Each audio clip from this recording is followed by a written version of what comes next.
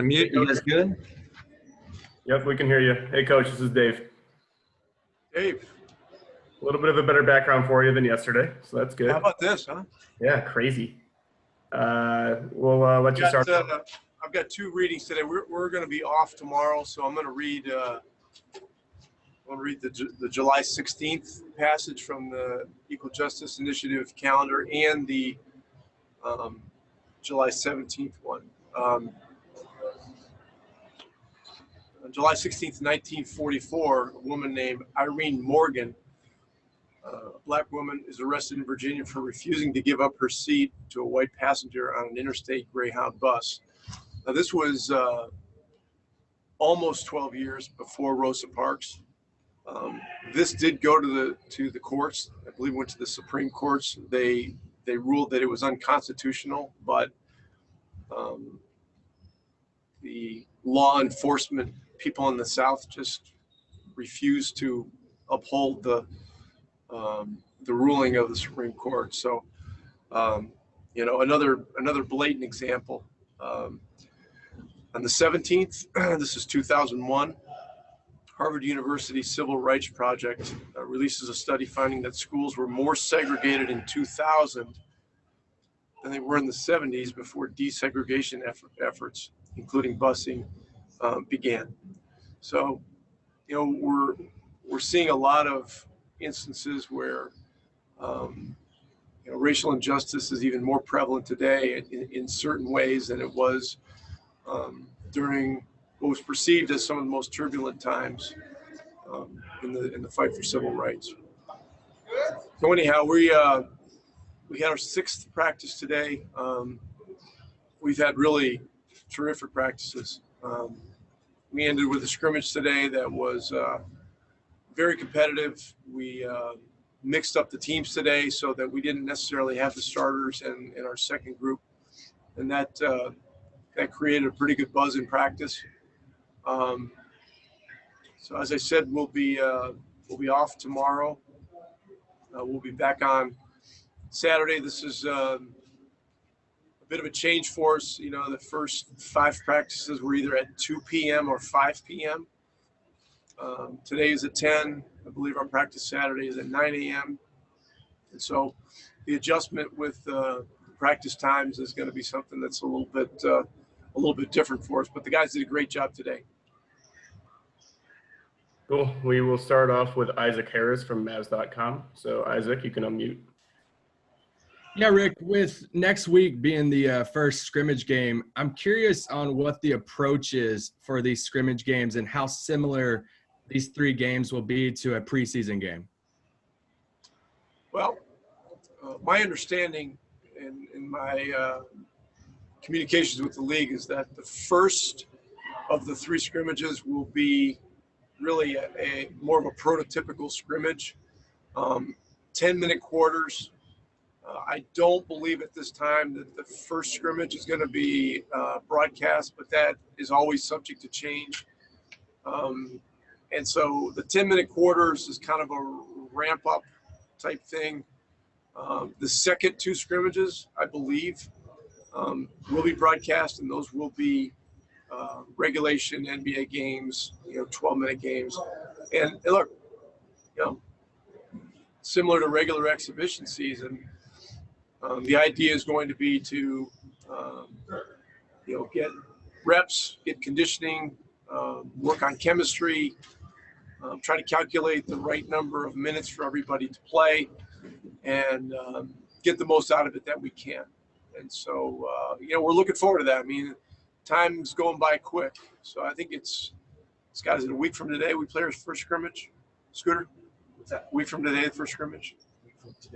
Yeah, a week from today. I think it's against the Lakers. And so, we'll look forward to it. Next up, we've got Callie from the Dallas Morning News. Callie, you can unmute. Hey, Rick, how are you? Hey, Cal. Curious, why was it important to have Dwight, Jalen, and Courtney be with you all in the bubble, even though they won't be available to play? Is it more rehab-based or is it more leadership-based? Well, they're a big part of the team. I don't know I guess we haven't mentioned this, but Jalen is staying in Dallas to finish up his rehab. He's really in the latter stages of it, and in his conversations with Casey and Dion and Jeremy, it's better suited to finish up his rehab in Dallas. So he has stayed behind, but Courtney joined us a few days ago after going through quarantine. He's doing really well with his injury that he sustained, and he's been such a positive guy for our team, really for the entire year and a half that he's been here. It was really great to get him,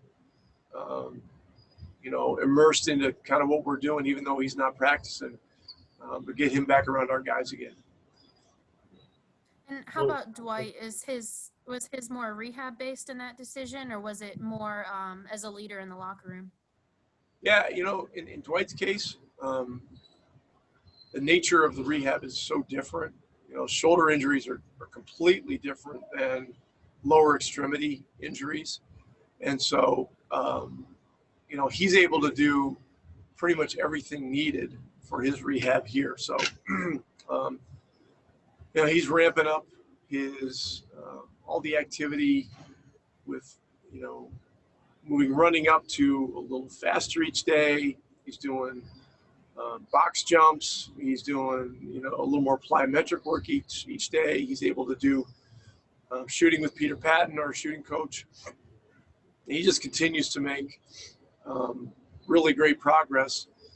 And another reason it's important for him to be down here is that, he's very involved with the Players Association. A lot of the planning that went into everything here in Orlando at Disney, he was directly involved in. So, he still remains, an important conduit between, the players in the league on those levels as well. Thank you. Yeah, we've got Dwayne up next. So, Dwayne, you can unmute. Rick, tell us the value of having a guy like Maxey available to play the 5 position, especially when guys like Dwight and Willie Cauley-Stein are not available. Yeah, we went through a stretch in the season where, KP and Maxey were our 2 5 men. When Dwight got hurt, and I think it was before we got Willie here, we were playing an alignment that, we were playing smaller, but both those guys are, stretch 5s that can drive the ball. And, it was a spacing problem for opposing defenses. And so, Maxey's versatility is one of the really important aspects of our team. He can play 5, but as you may recall in the game against New Orleans, a couple games before the hiatus, we had him start and guard Zion Williamson. And, he's just very unique that, he has the quickness and the size to defend guys like him and Giannis and some other guys that are really unusually difficult matchups. How has Maxey looked so far in workouts there in Orlando? Great. Great. He's, conditioning's great. He took great care of himself during the hiatus. He really committed during the individual workouts, and he's shooting the ball beautifully. Cool. Up next, we've got Mac Engel from the Fort Worth Star-Telegram. So, Mac, you can unmute. Hey, Rick, can you hear me? Yes, go ahead, Mac.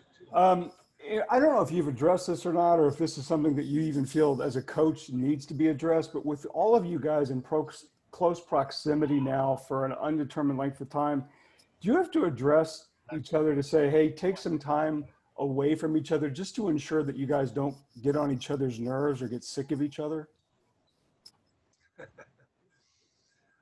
Well, that's one reason we've been going off days every 4th day. And, I think there's a balance that you have there. Some teams have kind of a better natural chemistry than others. This group is really enjoyed being together and being around each other in practices every day. I don't consider it to be a problem or an issue with us, but I think the strategically spaced days off help. And look, we'll read it as we go along. If we feel there's a need to address that, we will. But this is on the other hand, this is really one of the truly unique team building experiences that you can possibly have. I mean, going into this kind of a situation where there's such a great attention to detail, everybody's got to be tied together in terms of following the procedures and regulations, inside the campus. And so, a byproduct of that is an opportunity to bond more. So, we certainly don't want to miss out on that either.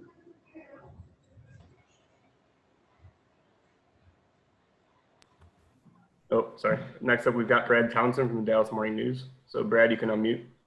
Yeah, I'm unmuted. Thanks, Coach. You mentioned the planning that went into this by the Players Association, the NBA, and of course, each franchise. Has there been a time where you've taken a step back and said, was there a logistical thing that you kind of marveled at that your guys as a staff, Casey and his guys, and or the NBA has pulled off to make this happen?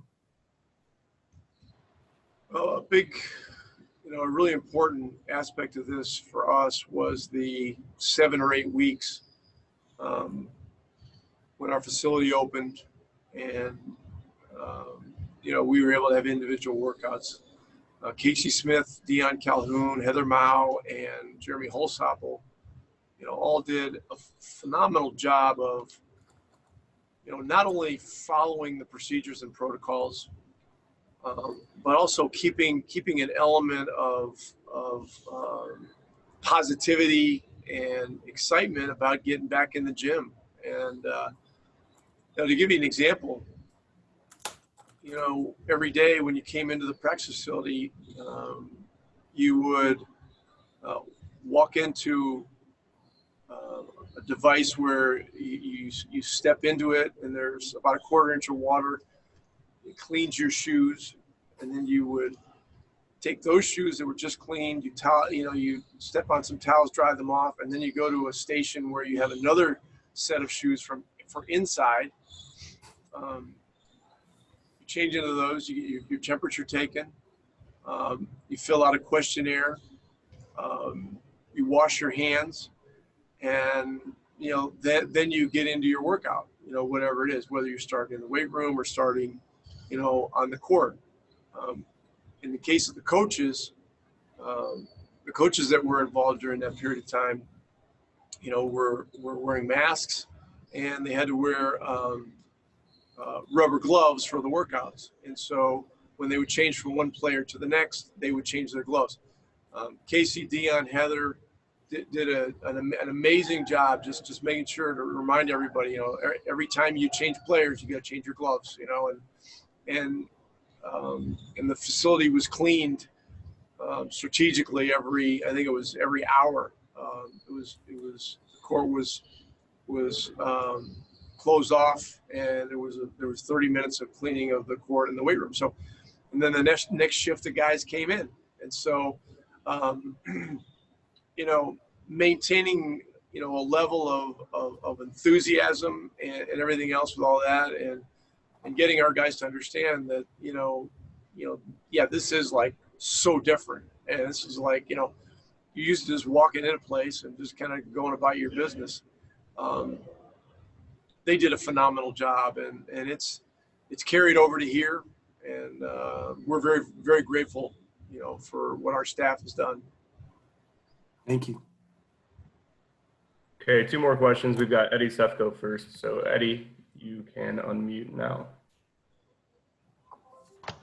Howdy, Rick. You mentioned Jalen back in Dallas. I'm just wondering, you said he was in the final parts of his rehab. Are you leaving the door cracked open that he might be able to get on the court if during the playoffs, if they go on a while? No, we're not. We have decided really quite a while ago that would not be an option. He and Dwight will not be involved in anything, regardless how long our run in the playoffs go. It's his injury is a torn labrum in the shoulder. Generally the time period is like 4 to 6 months, or between 4 and 7 months, depending. And so there's really no reason to push it. He's too important to us. He's been a terrific player for us for 2 years. We were fortunate that he was able to get the surgery before the hiatus. And so he's gotten a great head start on the rehab. And as I mentioned, I don't know if he's 75% there, 80%. I don't know exactly what the percentage is, but he's doing extremely well. Thank you, sir. And then our last question will be from Saad. So Saad, you can go ahead and unmute. Hey, Rick, how are you? Good, Saad. In this era of just high-flying offense and all this that we see, how you've talked a lot about defense in the recent weeks. How important is it for that part of the ball? And also, are there specific guys? Obviously, like Dorian, I know is a defense first type person, and you mentioned Maxey. How important is it for those guys to play their roles so that the offense can also flourish at the other end? Yeah, no doubt about it. We just really believe that we're pretty good on defense now, but we know we can be better. Our defensive effort since we've been here has been really terrific. Jamal Mosley's done a great job, as our defensive coordinator. Mixing in a combination of sort of procedural drills to kind of get the kinks out and simulate the movements of defense, and ramping it up week to week. And look, we got a lot of guys that are good defenders. KP's a great rim protector. Maxey can protect the rim. He guards well on the perimeter and on the post inside. DeLon Wright is a highly rated defensive guy. There's a lot of guys, and we got a lot of guys you mentioned Dorian, and we got a lot of guys that are getting better too and working real hard on it here. Thank you, Rick. Okay, thank you. That's all, Rick. Thank you very much. Thanks.